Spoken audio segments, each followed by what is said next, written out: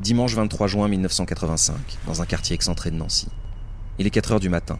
Une femme transporte un gros sac poubelle noir, puis un autre. 17 en tout.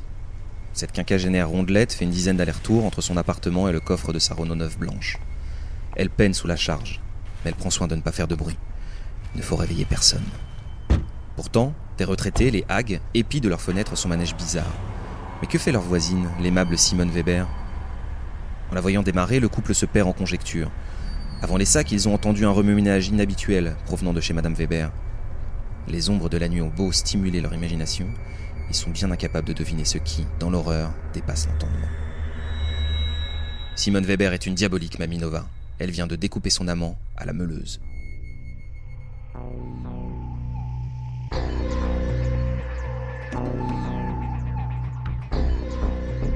Scène de crime.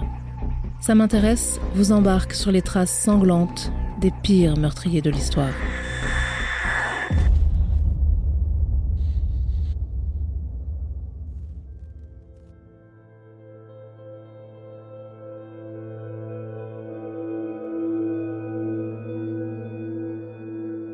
« 48 heures après l'épisode de la Renault 9, Patricia Etier, 25 ans, déclare à la police la disparition de Bernard, son papa.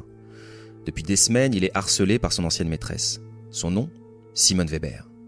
Pourtant, elle avait l'air si doux et réservée quand ils s'étaient rencontrés 4 ans plus tôt. Mais quand Bernard a voulu mettre fin à leur relation, elle s'est transformée en furie. Elle est même venue ici, chez moi. Elle a suivi une fois Bernard et elle s'est trouvée 2 minutes après nuit, ici. Elle m'avait toujours dit qu'elle était capable de tout. Qu'elle préfère le savoir mort, d'ailleurs. C'est vrai que c'est difficile à croire, une chose pareille. Mais vous pensez qu'il avait vraiment peur d'elle ? Qu'il en avait peur, oui.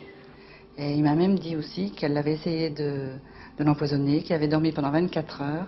Et ce jour-là, elle en a profité pour passer sa maison en revue par le fait de tout lui vider, tout regarder. Elle lui avait même pris sa carte de crédit et ses clés pour en faire refaire.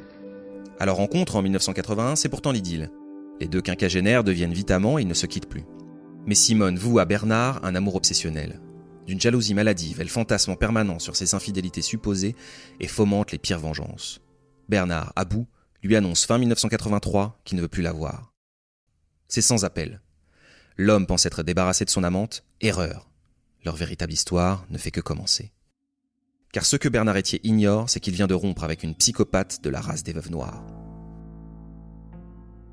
Comme l'araignée du même nom, ces tueuses tissent leur toile dans l'ombre et attendent patiemment leur proie. Elles liquident leurs maris ou leurs amants par cupidité, jalousie ou vengeance. Simone Weber a un atout de poids. Avec son physique de fille rangée, on lui donnerait le bon Dieu sans confession. Elle est blafarde, rondelette avec un regard bleu exorbité. Pas vraiment une femme fatale. Consciente de ses limites, elle jette son dévolu sur des hommes esseulés ou vulnérables. Le scénario est toujours le même. Elle joue les consolatrices avant de déchaîner sa paranoïa rageuse sur les malheureux. Le plus compliqué reste alors d'échapper à ses griffes. Sa relation la plus longue a été la première. Elle s'est mariée à 23 ans et le couple s'est séparé au bout de 5 ans. Persuadée qu'il était adultère, elle a tenté en vain de faire interner son mari en psychiatrie, puis a tiré à la carabine sur sa voiture lorsque le malheureux s'est carapaté.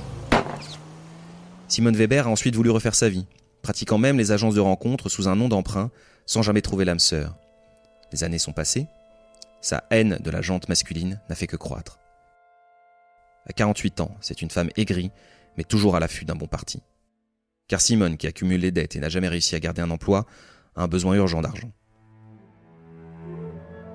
L'oiseau rare vient enfin à passer en 1977.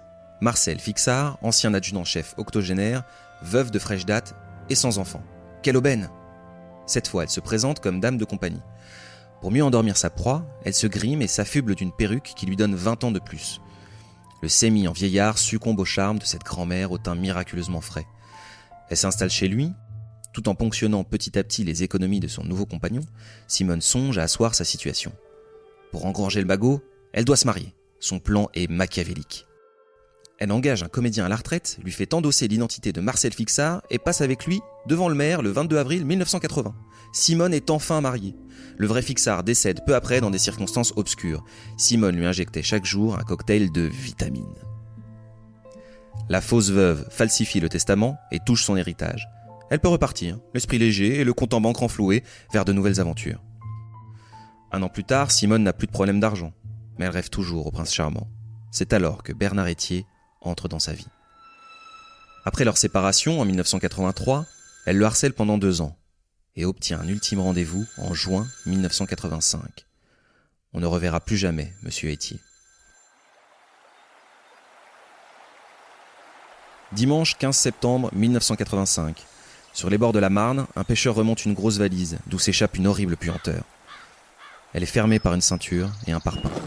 Les gendarmes qui l'ouvrent découvrent un sac poubelle enfermant un tronc humain putréfié. Ils font le rapprochement avec le signalement laissé par la fille de Bernard Etier. Des indices concordent, tels que l'âge et le groupe sanguin de la victime. On trouve dans la valise de la terre du jardin de Simone Weber et des traces de peinture bleu ciel qui correspondent à la couleur de sa voiture. L'amant disparu aurait été dépecé avec une meuleuse tronçonneuse à béton. Les enquêteurs découvrent bientôt que la terrible Simone en a justement loué une, le 21 juin 1985. On retrouve l'engin dans le coffre de sa voiture, souillé de sang, avec un morceau de chair humaine encore coincé dedans. Chez elle, on met la main sur une carabine 22 long rifle et des chéquiers au nom du disparu.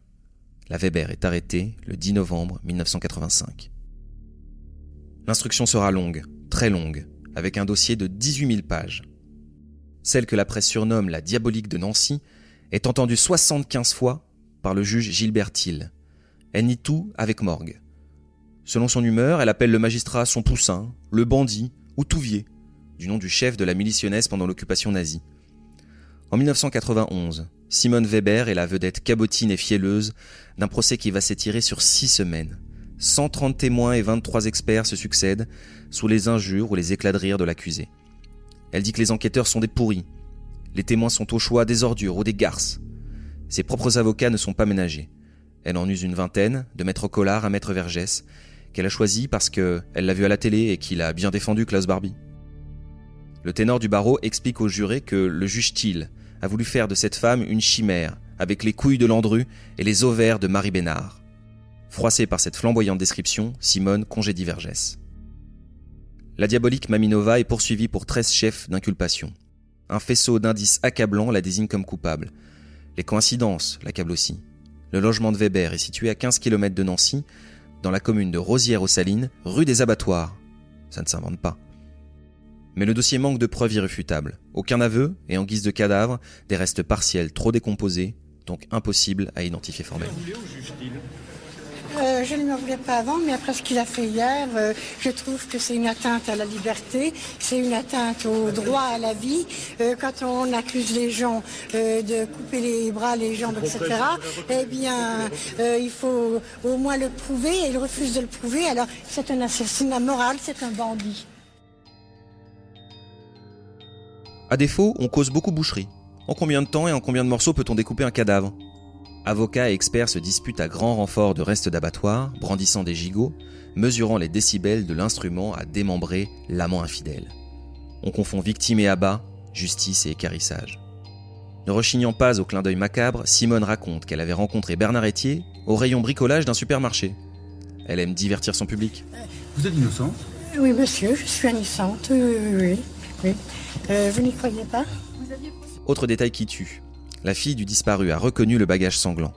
Au procès, elle déclare « Mon père en avait acheté 2 identiques. Finir dedans, lui qui ne prenait jamais de vacances. Quelle ironie !» À l'heure du verdict, Weber, la tragédienne, préfère simuler le malaise et quitte le palais de justice sur un brancard. Peu avant 23 heures, le silence est tel que lorsque le président Paco donne lecture du verdict, le son de sa voix parvient jusqu'à la salle des pas perdus.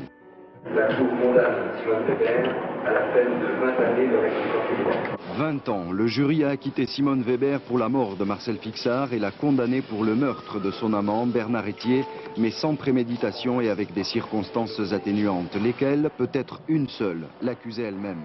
Depuis le 17 janvier... Elle est condamnée à 20 ans de réclusion pour le meurtre sans préméditation de Bernard Etier, mais est acquittée pour celui de Marcel Fixard. Elle sera libérée le 17 novembre 1999 après 14 ans de prison. Simone part vivre chez sa sœur, à Cannes. Elle apprécie les promenades sur la Croisette, ne rate jamais un épisode des Feux de l'amour et collectionne les articles la concernant dans 2 gros classeurs. En 2002, elle réapparaît à la télévision pour la première fois depuis sa libération. Elle qui, à 15 ans, voulait entrer au Carmel, continue de jouer l'innocence outragée. Mais je n'ai jamais tué personne. Que l'on m'accuse d'avoir coupé quelqu'un en morceaux, quelle horreur! Mais comment peut-on imaginer une chose pareille? C'est fou, vraiment. Les gens de ces idées. Ce podcast a été écrit par Véronique Chalmet et raconté par Julien Chavannes.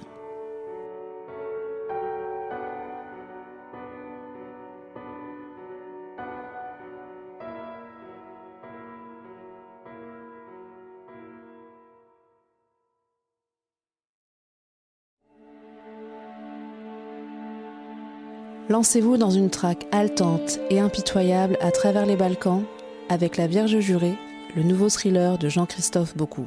Skander est une vierge jurée, une femme albanaise qui a choisi de devenir un homme et de prendre les armes. Marcus est un tueur à gages en quête de rédemption.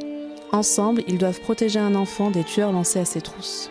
Une chasse à l'homme effrénée, distinguée par le Grand Prix du suspense psychologique 2021, décerné par Ça m'intéresse Histoire et les éditions Les Nouveaux Auteurs.